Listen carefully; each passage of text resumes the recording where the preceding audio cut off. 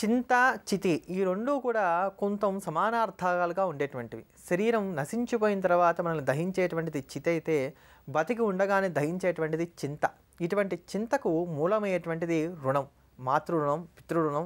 ఇటువంటి రుణములే కాకుండా మనం వ్యవహారికంగా చేసేటువంటి రుణములు అంటే అప్పుల బాధలు, అప్పుల బెడదలు ఇవేవైతే ఉన్నాయో ఇవన్నీ మనం బతికుండగానే మనం కృషించిపోయే విధంగా చేయడానికి కానీ ఆస్కారాన్ని కల్పించేటువంటివి.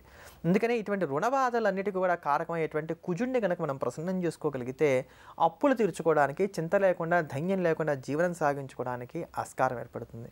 మరి కుజుడి యొక్క పరిపూర్ణమైనటువంటి అనుగ్రహం కలగడానికి కానీ మనం ఎవరిని ఆరాధన చేయాలి అని అంటే నృసింహస్వామి వారిని ఆరాధన చేయాలి అని అన్నారు.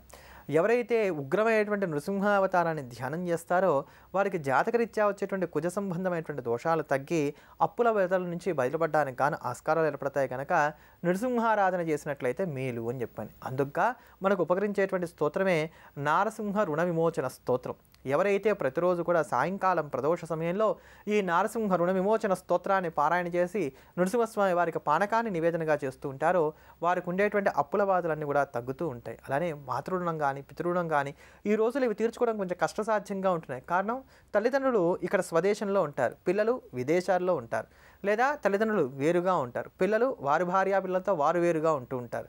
ఇలా ఉంటున్నప్పుడు మాతృణం కానీ, పితృరుణం కానీ, గురు రుణాన్ని కానీ, ఋషి రుణాన్ని కానీ తీర్చుకోవడానికి మనకు ఆస్కారాలు ఏర్పడవు. అటువంటి సందర్భాలలో కూడా ఈ రుణ విమోచక నృసింహ స్తోత్రాన్ని కనుక నిత్యం పారాయణ చేస్తూ వచ్చినట్లయితే ఇటువంటి రుణబాధల్లో నుంచి మనం బయటపడడానికి, చక్కటి భగవద్ అనుగ్రహాన్ని మనం పొందడానికి ఆస్కారం ఏర్పడుతుంది. అంతటి మహత్వపూర్ణమైనటువంటి ఆ రుణ విమోచక నృసింహ స్తోత్రాన్ని శ్రవణం చేద్దాం, తరిద్దాం.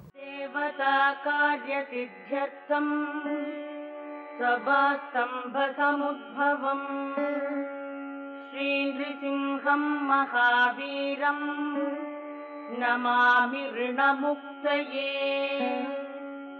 లక్ష్మ్యాలింగితవామాంగం భక్తానాం వరదాయకం శ్రీనృసింహం మహావీరం నమామి ఋణముక్తయే ఆర్ద్రమాలాధరం శంఖచక్రాబ్జాయుధధారిణం శ్రీనృసింహం మహావీరం నమామి ఋణముక్తయే.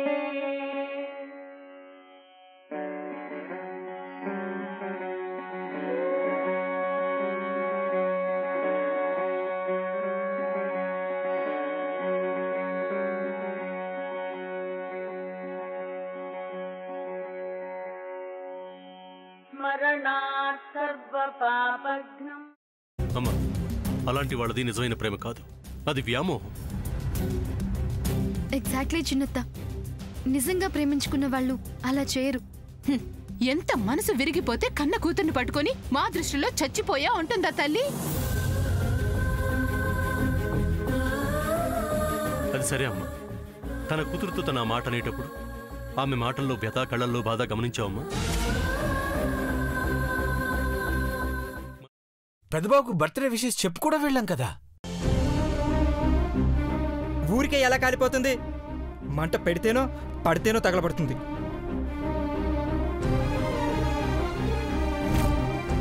కరెక్ట్ చిన్నబాబు, నీకొచ్చినట్టే నాకు డౌట్ వచ్చింది. పార్వతే షర్టును తగలబెట్టిందనుకుంటా.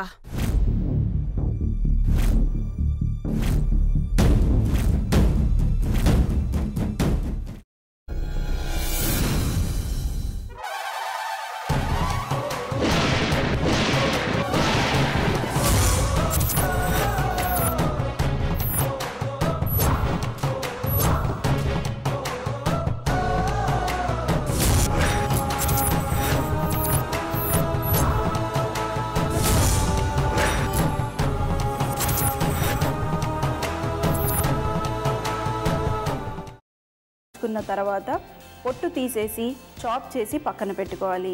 ఒక ప్యాన్లో కొద్దిగా నూనె వేడి చేసి అందులో ఆవాలు, మినప్పప్పు, శనగపప్పు, కరివేపాకు, సన్నగా తరిగి పెట్టుకున్న ఉల్లిపాయలు వేసుకుని 1 నిమిషం పాటు వేయించుకోవాలి. ఆ తర్వాత కాల్చి కట్ చేసి పెట్టుకున్న వంకాయని కూడా అందులో వేసుకుని బాగా మిక్స్ చేసి బౌల్లోకి ట్రాన్స్ఫర్ చేసుకుని అందులో తగినంత చిక్కటి పెరుగు లేదా పల్చటి పెరుగు వేసుకుని మిక్స్ చేసి అన్నంతో కానివ్వండి, చపాతీతో కానివ్వండి సర్వ్ చేసినా చాలా బాగుంటుంది.